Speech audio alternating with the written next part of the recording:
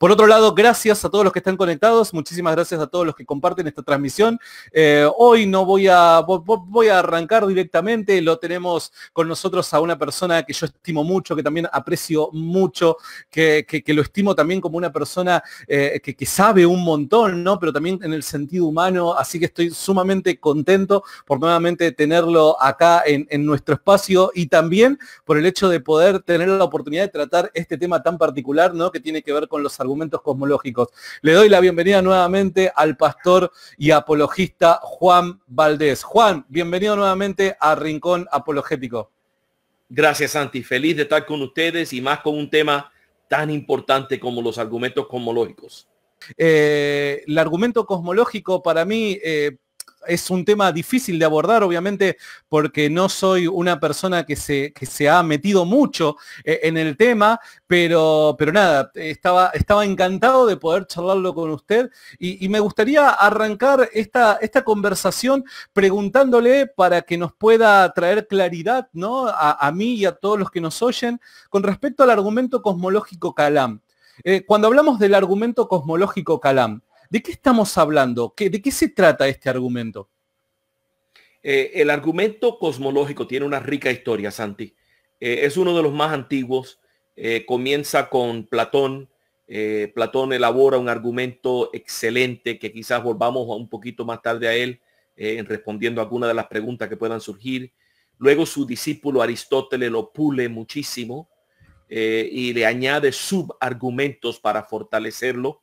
El argumento cosmológico, y entonces toma dos caminos muy diferentes. Por un lado, toma el camino de Tomás de Aquina, que desarrolla toda una serie de pensamientos filosóficos muy fuertes, y por esa escuela baja Leibniz y Duns Scotus y muchísimos otros. Y al otro extremo, en el mundo árabe, en el mundo musulmán especialmente, la filosofía musulmán adopta la versión de Aristóteles de este argumento, y de ahí nace lo que llamamos el Kalam. Esa es la historia rica que tiene el Kalam. Hay dos filósofos muy conocidos árabes, Al-Ghazali, que era persa en sí, del siglo XII, y también del siglo XII, Averroes, el andaluz, que también era árabe, musulmán, pero con la conexión de España, de Andalucía. Y ellos desarrollaron el argumento Kalam. Hoy en día existen muchísimas versiones del argumento Kalam, pero si vamos a hablar de él, vamos por lo menos a plantear el básico. El fundamento básico del argumento Kalam es dos premisas y una conclusión. Y la primera premisa es que lo que comienza a existir tiene que tener una causa. Lo que comienza a existir tiene una causa. La segunda premisa es muy fácil. El universo comenzó a existir y la conclusión obvia es que por lo tanto el universo tiene una causa. Ese es el argumento más simple. Todos los argumentos cosmológicos que hay, todas las versiones que hay, llegan a la misma conclusión, que sabemos que hay un Dios que existe porque tiene que haber una causa del universo. En eso todos los argumentos son iguales. Ahora, en cómo se presentan, se desarrollan, se apoyan, el énfasis, ahí es donde viene toda la variedad. Entiendo perfectamente. Y sí, a ver, una persona como yo que no estoy metido de lleno en el argumento, en los argumentos cosmológicos, ¿no? Esta es la versión que más conozco porque creo de que se ha encargado William Lane Craig de popularizarla, ¿no es cierto? Y hoy es la más utilizada. Mi pregunta es la siguiente, Juan. De tantos tipos de argumentos cosmológicos que hay, ¿usted cree que en este caso, porque creo yo que esta es la más popular, ¿no? Pero el ser más popular no necesariamente quiere decir de que sea la mejor, ¿no? La más efectiva. ¿Usted considera de que en este caso se cumple siendo la más popular también es la más efectiva o considera de que hay otras? Distintas versiones apelan a distintas audiencias y convencen a distintas personas. Hay personas que son persuadidos por la versión tomista y no les persuade la versión de Kalam, y otros son persuadidos por la versión de Kalam y la tomista no le persuade. Entonces Depende dónde está la mente del que recibe el argumento. Ahora, no quiero que haya confusión, o sea, no son distintos argumentos. Es el mismo argumento. Esas tres premisas son las mismas a lo largo. Lo que difiere es a yo dar el siguiente paso. ¿Cómo yo demuestro cada premisa? Si yo argumento que todo lo que comienza a existir tiene una causa, ¿cómo yo argumento eso? ¿Cuál es el respaldo mío para llegar a esa conclusión de esa premisa? Ahí es donde viene toda la variedad, porque puedo argumentar argumentos filosóficos, argumentos científicos, y hay varios en todas las categorías. Entonces, distintas personas han explicado el argumento diferente, y por eso decimos que son diferentes versiones del argumento. La estructura es la misma. Entiendo. Sabe que en un momento yo escuché a un amigo, Dante Urbina, a quien le mando un saludo enorme. Escuché en un momento que Dante dijo lo siguiente, que él es un apasionado por el tomismo, ¿no? Es un gran apologista utilizando el tomismo, ¿no? Él dice lo siguiente, él dice de que cree que el argumento cosmológico tomista, ¿no?, es mejor que el Kalam, dado que el Kalam toma mucha fuerza en la premisa número 2, el universo comenzó a existir, y parece que esta premisa toma a su vez fuerza dadas las últimas conclusiones a la que ha llegado la ciencia con respecto, bueno, a lo que hoy conocemos como Big Bang, etcétera, etcétera. Pero dice, esta justamente es su pata floja.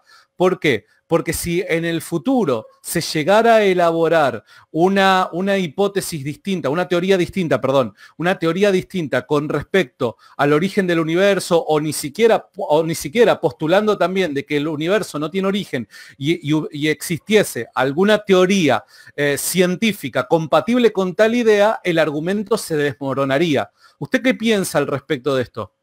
Me parece que Dante está muy claro en esto.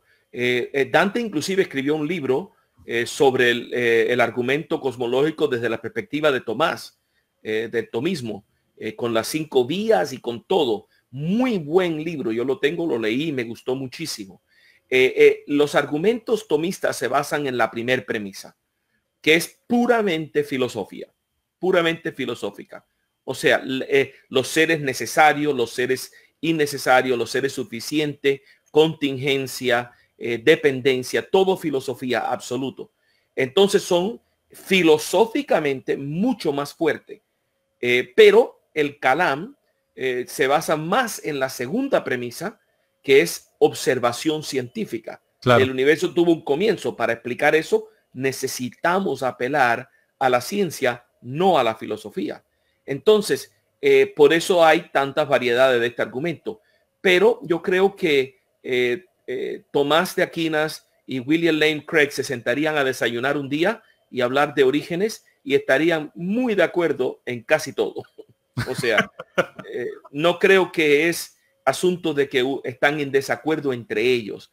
Es más un asunto de énfasis.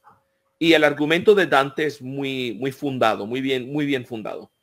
Exacto, sí, totalmente. Les mandamos un saludo enorme a todos los que están conectados. Les pedimos por favor de que puedan compartir esta transmisión. Vamos a estar hablando no solamente del argumento cosmológico Kalam, sino también un poco del ajuste fino del universo. Perdón, y lean el libro de Dante si lo pueden conseguir sobre el argumento cosmológico. Muy bueno. Sí. Si yo no me equivoco, está en el libro Dios existe, así como con signos de pregunta. Me parece que ese es, yo también lo tengo en formato Kindle y la verdad es maravilloso, y justamente si tuviéramos acá en una mesa virtual, usted, yo y Dante, seguramente surgiría esta siguiente pregunta, ¿no? Aristóteles hablaba de las famosas 4 causas, ¿no? Las famosas 4 causas. Y cuando usted utiliza la palabra causa en el argumento cosmológico Kalam, alguna que otra persona, quizás algo malintencionada, pueda llegar a, ¿cómo decirlo?, a desvirtuar el significado de la palabra causa que le estamos tratando de dar, ¿no? Porque diríamos, bien, a ver, todo lo que comienza a existir tiene una causa.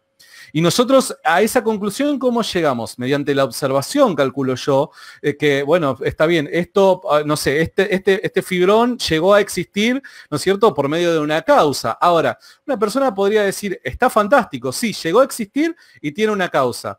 Pero comienza a existir dado que existe materia preexistente al propio bolígrafo. En vez en el caso del universo parece ser distinto. ¿Por qué? Porque lo estamos planteando como que no existía materia preexistente. Entonces, ¿cómo podemos vincular una premisa con la otra? ¿La palabra causa la utilizamos en un sentido distinto? Absolutamente.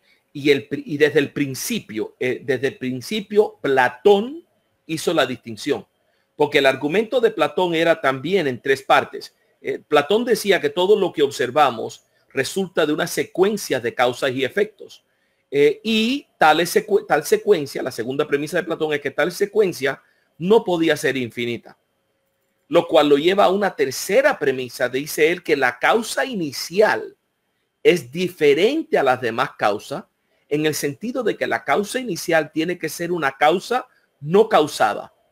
Y esa frase, la causa no causada, establece una categoría filosófica de un tipo de causa que rompe el patrón de causa y efecto, siendo en sí una causa no causada.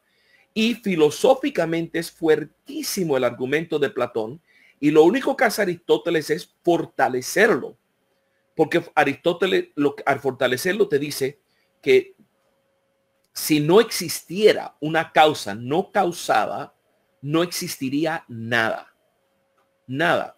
Claro. Si algo existe, es porque tuvo que haber en algún momento una causa que en sí no fue causada, para darle inicio, el gran movedor, o sea, el gran iniciador de todo el proceso de causa y efecto que rige nuestro universo. Entonces es una diferente categoría, por supuesto. Entiendo, genial. Ahora, cuando hablamos de... Un puntico más para aclarar. Sí, por favor. Cuando estamos leyendo literatura del argumento cosmológico, se distinguen las dos causas por la manera en que está escrita la palabra. La causa en el sentido de que todo lo que comienza a existir tiene una causa, es con minúscula.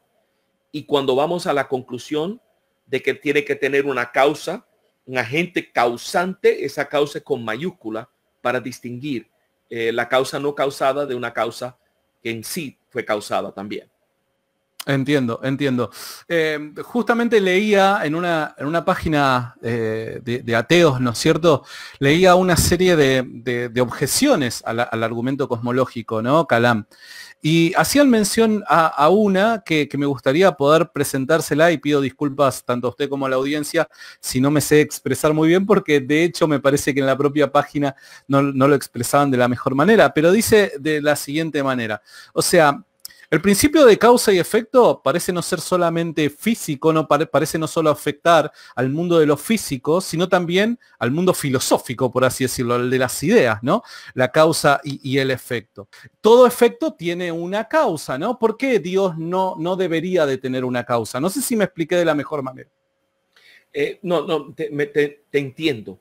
Cuando hablamos de la lógica, cuando hablamos de, o sea, las leyes de la lógica, la ley de la no contradicción, ¿cuándo comenzó a existir esa ley? ¿Cuándo comenzó a existir una ley? Claro. Las leyes racionales. Las leyes racionales tienen un estatus ontológico completamente diferente al universo, que es un mundo material. Hay cosas materiales y cosas inmateriales. Ahora, no podemos confundir las dos categorías de lo que es material y lo que es inmaterial. Decir que porque algo en el mundo inmaterial no aplica a ese mundo, no quiere decir necesariamente que tampoco aplica al mundo material. O sea, no hay una conexión entre ambos mundos que podamos establecer una relación de necesidad entre ellos. Déjame desempacar eso un poquito para que quede más claro. O sea, ¿por qué postulamos la ley de la causalidad en el mundo material? O sea, no es por antojo, no es porque a alguien se le ocurre, sino porque es lo que observamos. Todo lo que observamos en el universo nuestro, todo efecto efecto tiene una causa. Todo efecto, la ley de la causalidad es la base de la ciencia. No podemos hacer ciencia ni haber llegado a donde estamos si esa ley no fuera cierta. Entonces, la ley de la causalidad no es algo que inventamos al azar para tratar de tener una explicación filosófica a los orígenes de la Tierra. No, es el resultado de la observación. Ahora, hablar de orígenes de lo inmaterial es otro tema con otros argumentos que no tienen nada que ver con ni Calam, ni Tomás de Aquina, ni Leibniz, ni más nadie. Entonces, quizás otro día podemos hablar de eso, pero me parece que ese argumento no refuta para nada el argumento cosmológico Calam, ni ninguno de los argumentos cosmológicos, porque está hablando de otra categoría. Está tratando de cruzar dos categorías y crear una relación necesaria que no existe. Perfecto, perfecto. También escuchaba así a un apologista cristiano, ¿no? Que decía, mismo si el argumento cosmológico Calam es cierto, nosotros podríamos llegar a al menos construir una idea de qué tipo de Dios estamos hablando, ¿no? Porque si el universo comenzó a existir, el tiempo, espacio, etcétera, comienza a existir, al menos en este efecto, nosotros podemos encontrar rasgos de ciertas características de aquel creador que originó todo, ¿no? ¿Podríamos nosotros construir, sin utilizar la Biblia, nosotros podríamos llegar a construir una imagen de Dios con ciertas características tan solo con este argumento? Bueno, esa es otra área donde varían mucho los argumentos en la conclusión. O sea, hay versiones de este argumento que te dan una conclusión mínima. Y la conclusión mínima es un agente creador, una causa inicial, que como mínimo tiene que ser eterno. O sea, tiene que ser increíblemente poderoso, increíblemente inteligente y un agente personal. Eso es lo mínimo que se puede concluir del argumento Calam. Pero según se amplían las explicaciones de la primera premisa y de la segunda premisa, se puede elaborar una lista mucho más exhaustiva. Yo tengo una conferencia que yo doy, un argumento que yo elaboré a través de los años, que ya lo he pulido bastante, donde yo tomo la segunda premisa de que el universo tuvo un comienzo y de ahí hago una serie de observaciones, hago 10 observaciones y de cada observación me pregunto, ¿cuál es la mejor explicación para esta observación que estamos viendo? Y las primeras son obvias, o sea, si el universo comienza a existir, si la materia comienza a existir, entonces la causa no es materia. Claro. La causa tiene que ser inmaterial. Y así hago una lista. Cuando termino la lista tengo 10 a 12 características de quien haya sido la causa, lo cual apunta de lleno y completamente al Dios revelado en la Biblia. Wow. Porque la pregunta que yo me hago es ¿cuál Dios? Ok, asumimos que el argumento tiene razón, que hay un agente causal. Ahora, ¿cuál es? ¿Uno de los 300 millones del hinduismo? ¿Dioses que tiene el hinduismo? ¿O es Alá del Islam? ¿O es el Dios del cristianismo? ¿Cómo sabemos quién es? Claro, entonces el Calam, hay versiones del Calam que te dan una respuesta simple y minimalista a la conclusión, en la conclusión, y otras que te dan una versión más amplia. Claro, yo creo que para que el argumento se sostenga en debate, debemos de limitar ese argumento a que el argumento haga lo que tiene que hacer. El argumento no es el resuélvelo todo del mundo teológico. El propósito de ese argumento es simplemente establecer que Dios es un ser necesario. Punto. Entiendo. Ahora, la identidad de ese Dios no cae dentro de los propósitos de ese argumento. Y ahí es donde los ataques de Hume, David Hume fue uno de los primeros que atacó este argumento cosmológico.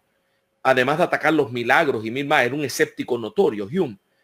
Pero para mí fracasa Hume completamente, porque el argumento más fuerte que tiene Hume contra el argumento cosmológico es que no identifica quién es el agente. Perfecto, asumimos que no, pero ese no es el propósito. Tampoco me dice la edad que tiene mi abuela.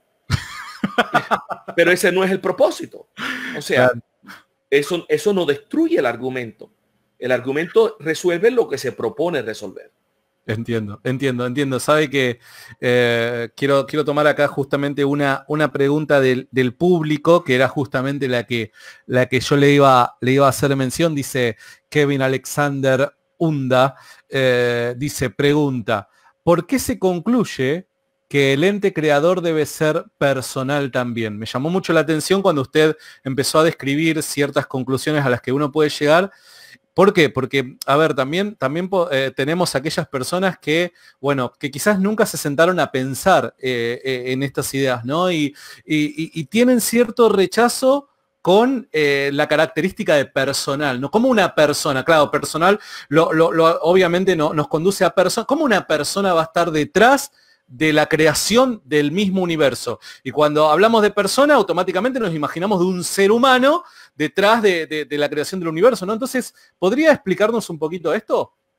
Le damos gracias a Leibniz, sí, porque él nos habla de seres o objetos contingentes, y estos objetos contingentes nos hablan a nosotros de todo lo que comienza a existir no existe necesariamente. Entiendo. Existe porque se ha tomado una decisión de que exista. Lo que existe necesariamente existe porque existe. Y el universo existiría o existiera necesariamente fuera eterno. Cuando pretendemos que el universo tuvo un comienzo, tenemos que asumir que se tomó una decisión de darle inicio al universo. Y solamente los seres personales toman decisiones. Entonces, esa es la elegancia de los argumentos de Leibniz, que son poderosos. Sabemos que es un agente personal porque una decisión se tomó de crear algo que no tenía que existir. Claro. Pero sí comienza a existir. Y hay otros argumentos para el ser personal. Por ejemplo, en la ley de la causa y el efecto, un ser personal, o mejor dicho, en la ley de la causa y el efecto, la causa, el efecto nunca es mayor que la causa. Nunca es mayor que la causa. Y si el efecto muestra inteligencia, la causa tiene que tener inteligencia, lo que hace de la causa un ser personal. Y yo, cuando alguien saca este tema, me gusta preguntarles, bueno, o saca esta objeción, me gusta preguntarles, cuando me dices de un ser no personal, ¿de qué me estás hablando? Claro. Explícame lo que es un agente no personal. Claro. Es una contradicción ya de por sí, ¿no? Bueno, viento, energía, o sea, pero si ese es el caso, viola la ley de la causa y el efecto, porque el mundo material que existe es superior a la energía, superior al viento, superior a fuerzas. Es más, esas fuerzas son parte del mundo creado. Claro. Le preguntaba y le decía, no, probablemente le cause gracia la siguiente pregunta, pero nobleza obliga, dado que lo queremos tratar en estos pocos minutos lo más completo posible al tema, ¿no? Y decía, ¿por qué la necesidad de postular a un agente personal como la causa del universo y no simplemente creer de que de la nada surgió el universo? ¿Por qué la nada no puede producir algo?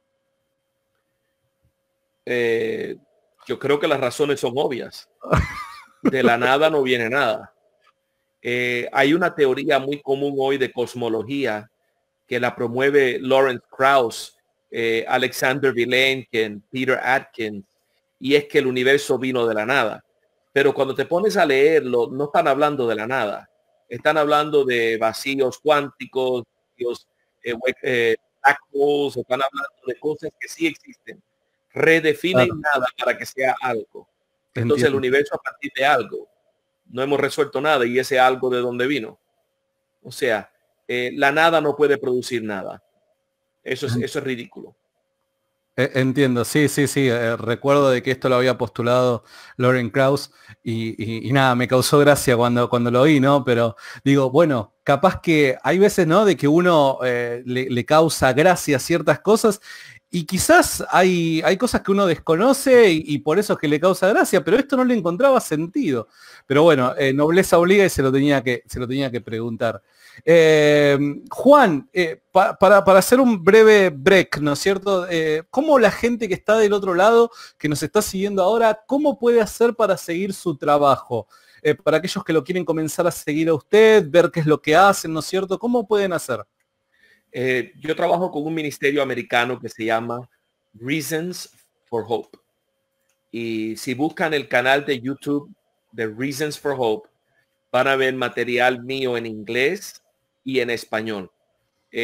Casi todo es en inglés, pero hay un playlist, una lista de videos en español, y ahí tengo algunas conferencias que he dado en seminarios, algunas cátedras de 2 y 3 horas de largo, mensajes, videos cortos de 3 a 5 minutos contestando preguntas, y tenemos también una serie de debunked videos animados en español que estamos haciendo poco a poco. Todo eso está en el canal de YouTube de Reasons for Hope. Genial, genial, buenísimo. Así que ahora yo voy a poner en los comentarios el link al canal para que ustedes puedan ya acceder y de paso se suscriben. Aquellos que quieren volver a ver esta entrevista, quédense tranquilos porque ya el día de mañana va a estar subido a nuestro espacio personal en YouTube, Rincón Apologético, y ahí van a encontrar la entrevista. Juan, una de las cosas que hablábamos en privado, ¿no? Era la posibilidad de poder hacer algo con respecto a todo lo que tiene que ver con el argumento cosmológico, ¿no? ¿Qué le parece si nos comenta un poquito y comenta a la audiencia de qué es lo que estábamos hablando? Yo te sugerí, Santi, que este tema es súper amplio. Los argumentos cosmológicos son fuertes, buenos, profundos. Entonces, el creyente que le gusta la apologética y le gusta argumentar a favor de la existencia de Dios y tiene que tratar con ateos y con escépticos, tiene que manejar este tema muy bien. Y es un argumento sólido, irrefutable, pero hay que aprender todas las connotaciones. Entonces, en una entrevista de 1 hora no alcanza.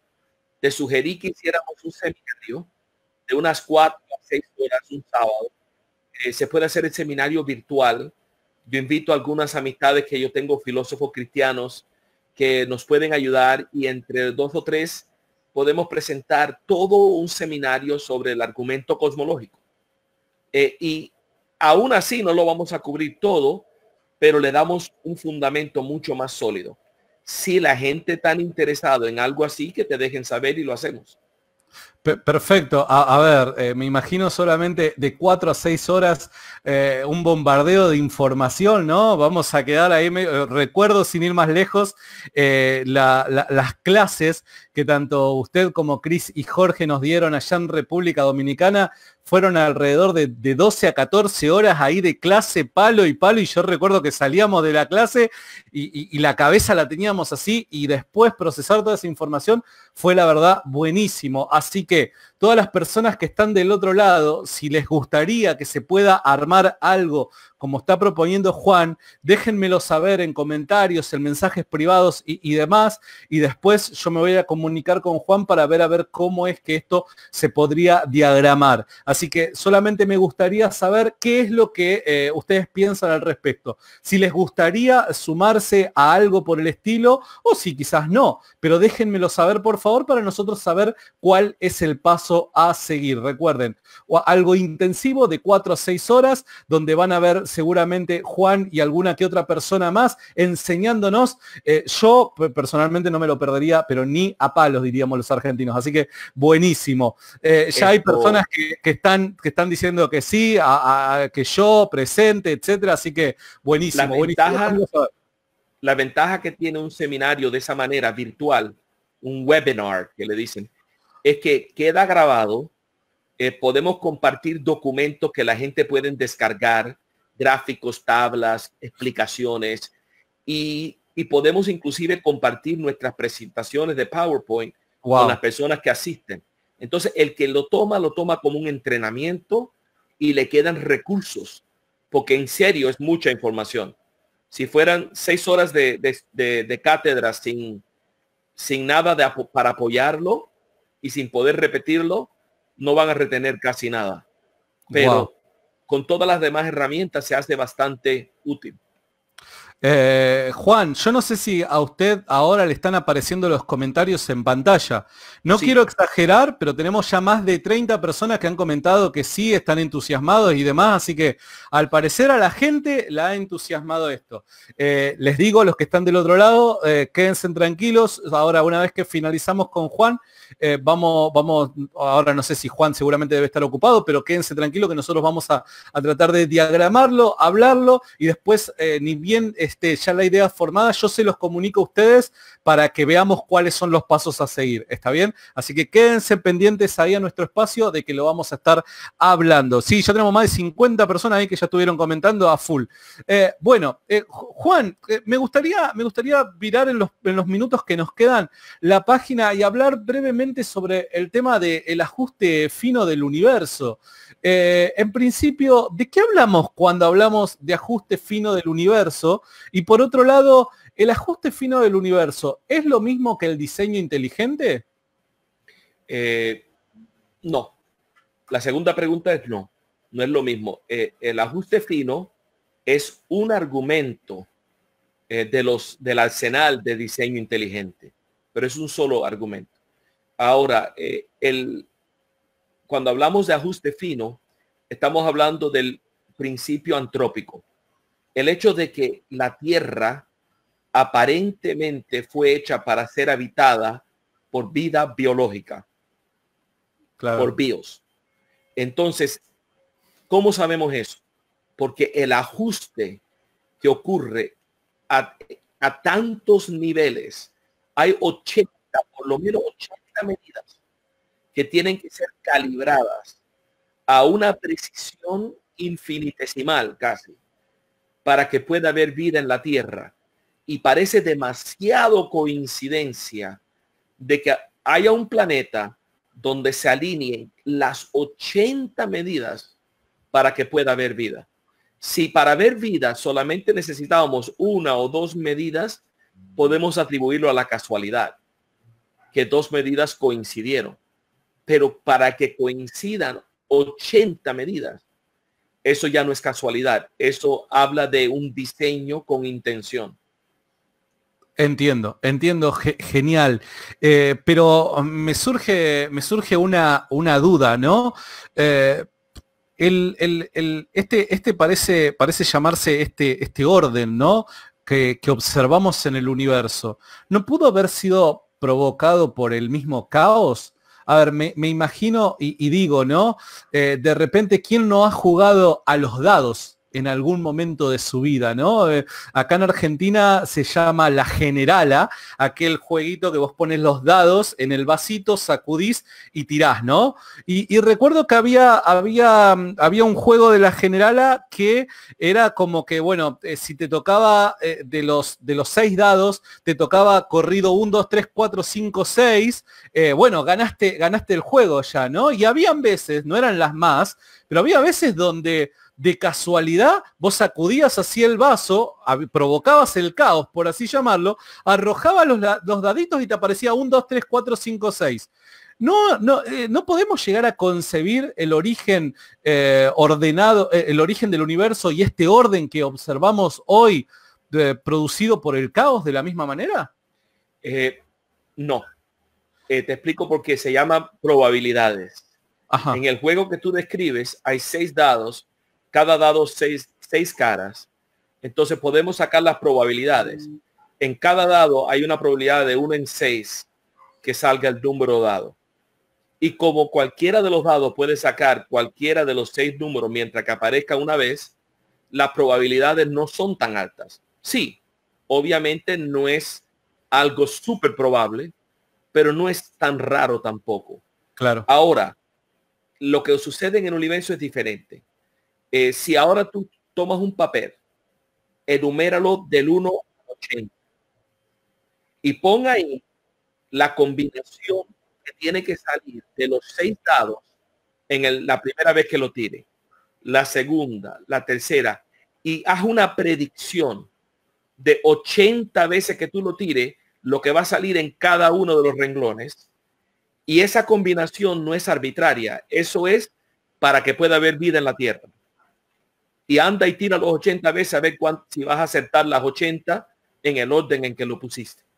Claro. Imposible. O sea, las probabilidades son astronómicas, más allá de lo que la ciencia considera imposible. Entiendo. Ahora, usted bien dice cuando afirma de que esto es algo, es una discusión de probabilidades, ¿no? Pero al menos en nuestra cabeza cabe la idea de que, más allá de que es tremendamente, infinitamente parece ser improbable, es al menos posible. Y muchos científicos dicen, esto es al menos posible. Entonces, ¿qué es lo que hicieron? Y pido disculpas si lo trato de comunicar de manera, si lo termino comunicando de manera errónea, ¿no es cierto? Pero postularon la idea de un multiverso, ¿no?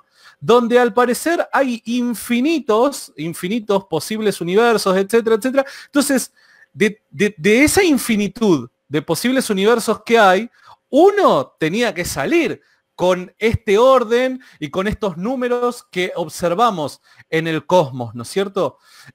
La posibilidad, la respuesta del multiverso, ¿satisface la necesidad de una respuesta con respecto al ajuste fino que vemos en nuestro universo? Para nada. O sea, la opinión de un multiverso es lo que llamamos en la filosofía un thought experiment. O sea, un experimento de pensamiento. ¿Qué tal si hay si el mundo, la realidad que conocemos nosotros, es una realidad que consiste de múltiples universos, millones y millones y miles de billones, casi un número infinito de universos, entre los cuales tiene que haber, hay todas las combinaciones habidas y por haber de cada una de esas 80 medidas para que en uno de ellos tan siquiera pueda aparecer un planeta que sostenga Tierra. Entonces estamos de probabilidades de nuevo. Estamos asumiendo algo para lo cual hay cero evidencia. Postular un multiverso crea más problemas de lo que resuelve. Vamos a decir que resolvería el problema del ajuste fino. Ahora, ¿cuántos problemas más crea? ¿Cuál es la máquina que produce universos? Claro. ¿De dónde están surgiendo como burbujas los universos uno atrás del otro? ¿Dónde están estos universos? ¿Cuál es la naturaleza de estos universos? ¿Cómo sabemos que estos universos existen? Y por ahí podemos seguir una hora más haciendo preguntas. Todos problemas que no resuelve, que crean nuevos problemas. Todo por un experimento mental. Lo entiendo. Es mucho más, ahí es donde la navaja de Occam funciona muy bien. Eso es demasiado complicado. Es mucho más fácil postular que un agente creó con intenciones de que haya vida biológica en este planeta en específico. Entiendo. Para finalizar, ¿no? Una última pregunta que me surge ahora de este último comentario que hace. No es un poco, ¿cómo decirlo? No es un comentario algo, o no es un pensamiento algo egocéntrico decir de que para que nosotros existamos y necesariamente, o pensar de que Dios llevó a cabo semejante universo, la grandeza de este universo y demás, simplemente para que un grano de arena en toda una costa pueda llegar a existir. ¿No es muy egocéntrico pensar de que un Dios estaba tan empecinado pensando y deseando de que una especie, la especie humana, existiera en un planeta tan chiquitito como el nuestro, dado el gran universo que ha creado? No sé si me di a entender con la pregunta. Sí, claro. ¿Por qué el universo es tan grande y la vida humana solo existe en un planetica? Algo así, sí, totalmente. Esa es una pregunta común también. El universo tiene que tener el tamaño que tiene para poder existir la Tierra y la existe la Tierra. Si partimos de la premisa, y no lo estoy diciendo que sí o que no, claro, pero si partimos de la premisa del Big Bang, si el universo es más pequeño, la explosión se hubiera contraído y no existiría nada. Si fuera más grande, la expansión hubiera sido a una velocidad tan grande que no hubiese dado tiempo a que se formara el planeta Tierra y vida en él. Entonces el tamaño es preciso para que pueda existir vida en este planeta. Entonces, pero independientemente de eso, nosotros solo sabemos lo que hay en este planeta. Claro. ¿Qué más hay en este increíble universo que Dios ha creado? El que lo sabe es Él. Claro. ¿Qué impide que en otras regiones del universo, en otros sistemas solares, en otras constelaciones, no hayan otras seres que Dios ha creado? O sea, Wow. para mí, el universo está ahí para que lo exploremos y veamos la gloria de Dios. Qué hermosas esas últimas palabras. Juan, últimas dos y ya habiendo finalizado el tema y agradeciéndole a usted por este tiempo. La gente que está conectada, algunos preguntan, bueno, ¿quién es? Ahí se responden Juan Valdés y demás. Hay gente que parece que no lo conoce, pero que está interesado en seguir su trabajo. Decía usted un espacio en YouTube, ¿verdad? ¿Que tenían? Sí, un canal de YouTube en Reasons for Hope, así se llama el canal. YouTube/Reasons, en inglés plural con S, for Hope. Cuando entran en Reasons for Hope van a ver mucho material en inglés mío y de mi compañero de ministerio que es Carl Kirby, un americano. Pero Perfecto. Si buscan el playlist, encuentra un playlist en español y ahí va a haber exclusivamente material mío. Perfecto, perfecto. Ahí puse cómo se escribe, así que espero de que todos puedan estar buscando a Juan Valdés ahí en las redes, en YouTube. Juan, parece que mucha gente ha quedado entusiasmada con esta idea del seminario, así que por lo pronto, antes de quizás cerrar la conversación y demás, solo agradecerle por siempre esta iniciativa de poder darnos una mano, así que muchísimas gracias, Juan. No hay de qué, Santi, con mucho gusto. Le mando un abrazo grande y si usted tiene tiempo me quedo un minutito en privado con usted, ¿le parece? Sí, está bien.